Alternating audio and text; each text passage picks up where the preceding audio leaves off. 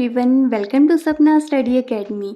आज हम डिस्कस करेंगे एनसीईआरटी क्लास 9 साइंस का chapter number 2 is matter around us pure. इस चैप्टर में हम ये देखेंगे कि जितने भी हमारे आसपास की चीज़ें हैं जिन्हें हम मैटर कहते हैं वो कौन सी प्योर हैं और किन्हें हम इम्प्योर कहेंगे।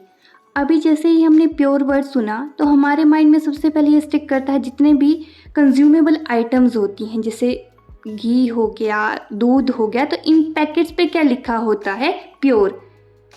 इट मीन्स कि ये पूरी तरह से प्योर है, इसमें किसी भी तरह की कोई मिलावट नहीं है। लेकिन अकॉर्डिंग टू साइंटिस्ट ये जो घी का पैकेट है, दूध का पैकेट है, ये कोई प्योर सब्सटेंस नहीं है, बल्कि ये मिक्सचर होता है डिफरेंट डिफरेंट सब्सटेंसेस का।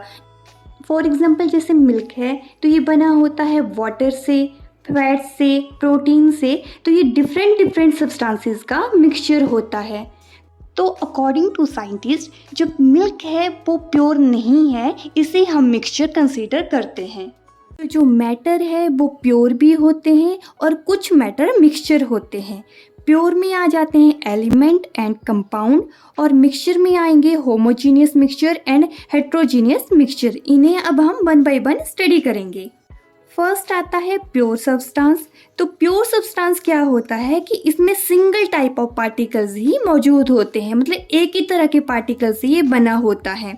प्योर सब्सटेंस में पहले आता है एलिमेंट। एलिमेंट को डिस्कवर किया था रॉबर्ट बॉयल ने इन 1661 में।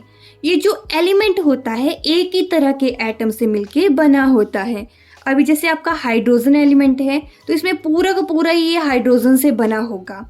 कॉपर है तो पूरा का पूरा इसमें कॉपर ही होगा। ऐसा नहीं है कि हाइड्रोजन में हम कॉपर मिला देंगे।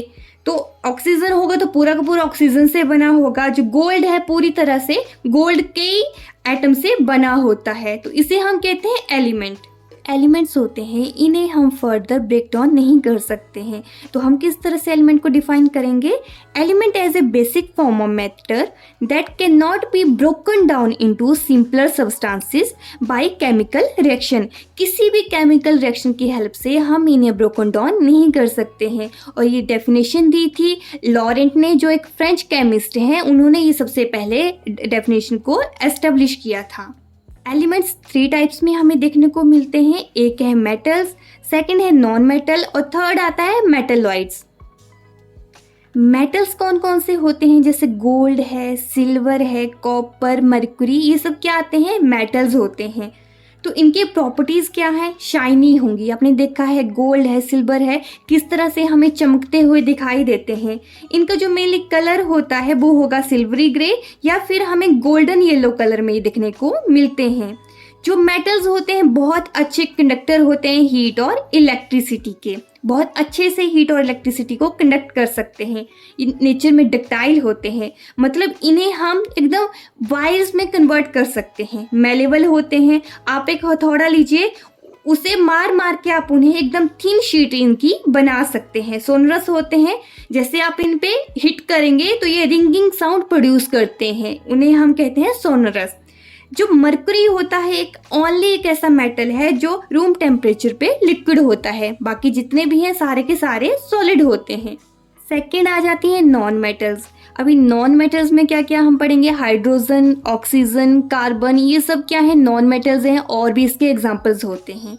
नॉन मेटल्स के जो वेराइटी ऑफ कलर्स ये डिस्प्ले करती हैं, ये इसकी फर्स्ट प्रॉपर्टी है। बहुत से कलर्स हमें देखने को मिलते हैं। पुअर कंडक्टर होती हैं हीट और इलेक्ट्रिसिटी की।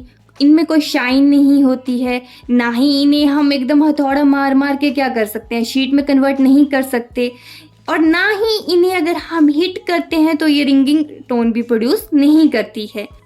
थर्ड आ जाता है मेटलॉइड्स।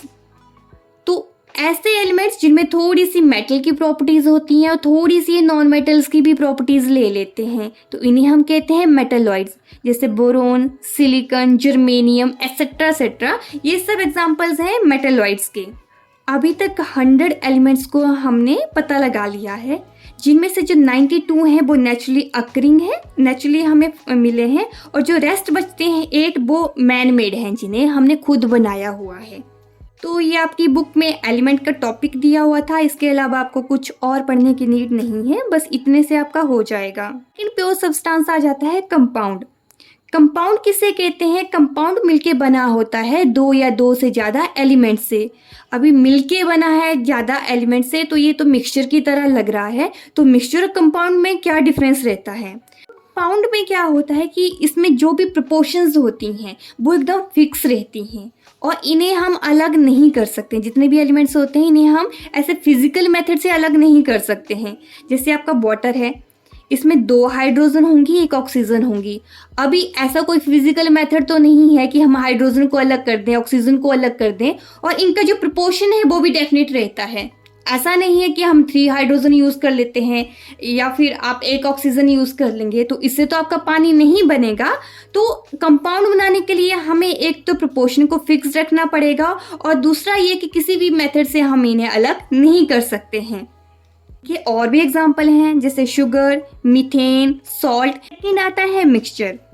ये 2 टाइप के होते हैं, होमोजीनियस मिक्सचर और सेकंड है हेट्रोजीनियस मिक्सचर।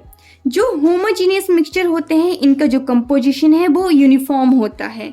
जैसे अगर आप पानी में शुगर मिलाएंगे तो वो बॉटम में भी वैसा ही होगा और अपर पार्ट में भी वैसा ही होगा। घर में मिला के देखिए, जैसा हमें कलर वगैरह नीचे दिखेगा वो भी सेम ऊपर दिखेगा हमें। या फिर हम वाटर यूज़ करते हैं अल्कोहल में, सेम ही कलर हमें दिखेगा। ऐसा नहीं है कि पूरा का पूरा आपका अल्कोहल नीचे जम जाएगा, ऊपर सिर्फ पानी रहेगा।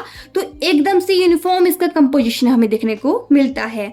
वहीं अगर हम हेट्रोजीनियस मिक्सचर की बात करें तो यहाँ पे जो कंपोजिशन होती है एकदम नॉन यूनिफॉर्म होती है। जैसे हम लोग पिज़्ज़ा खाते हैं तो पिज़्ज़ा में क्या होगा, अलग से आपको कैप्सिकम दिखेगा, थोड़ा बहुत हमें चीज़ बर्स्ट दिखते हैं। तो ये सब क्या है, हम अलग अलग से इन सबको देख सकते हैं। इसके एग्जांपल हैं वाटर इन ऑयल। अगर हम पानी मिला दें तेल में तो तेल ऊपर ऊपर तैरेगा और पानी नीचे रह जाएगा। होमोजीनियस में क्या हो गया था कि पूरी तरह से वो डिजॉल्व हो गया था, जैसा नीचे दिख रहा है वैसे ही हमें ऊपर दिखेगा। लेकिन यहाँ पे पानी और जो तेल है अलग अलग दिखेंगे। शुगर सॉल्ट का भी वही है। अगर शुगर और सॉल्ट को हम लेते हैं तो क्या होगा, शुगर हमें अलग से दिखेगी, सॉल्ट अलग से दिखेगा। अब हम मिक्सचर और कंपाउंड को डिफ्रेंशिएट कर लेते हैं। तो जो कंपाउंड होता है उसमें न्यू कंपाउंड हमें देखने को मिलता है। मतलब जैसे हाइड्रोजन और ऑक्सीजन को आपस में मिलाएंगे तो हमें पानी दिखेगा, एक नया कंपोनेंट हमें देखने को मिलता है। लेकिन मिक्सचर में क्या होगा, किसी भी तरह का कोई कंपोनेंट हमें देखने को नहीं मिलता है। जो मिक्सचर है उसमें कोई भी कंपोजिशन फिक्स नहीं होती है, वहीं कंपाउंड में जो कंपोजिशन होती है वो फिक्स है। मिक्सचर कंस्टिट्यूएंट पार्टिकल्स की प्रॉपर्टी को शो करता है, लेकिन अगर हम कंपाउंड की बात करें तो वहाँ से हमें न्यू सब्सटेंस दिखेगा, तो वो न्यू सब्सटेंस की अलग से प्रॉपर्टीज़ को शो करता है। जितने भी कंस्टिट्यूएंट पार्टिकल्स होते हैं मिक्सचर में उन्हें हम इजीली फिजिकल मेथड से अलग कर सकते हैं। लेकिन कंपाउंड में मैंने क्या कहा था कि इन्हें जो सेपरेट करना बहुत ही मुश्किल होता है। इन्हें अगर हम सेपरेट करना ही है तो डिफरेंट केमिकल या फिर इलेक्ट्रोकेमिकल रिएक्शंस का यूज़ करना पड़ता है। तो ये कुछ डिफरेंसेस थे मिक्सचर और कंपाउंड के। इसके बाद आता है सॉल्यूशन। सॉल्यूशन क्या है, सॉल्यूट क्या होते हैं, सॉल्वेंट क्या होते हैं, जिन्हें हम नेक्स्ट वीडियो में स्टडी करेंगे। आज के लिए बस इतना ही, मिलते हैं अब नेक्स्ट वीडियो में। तब तक के लिए please stay connected and like, share and subscribe to my YouTube channel. Thank you.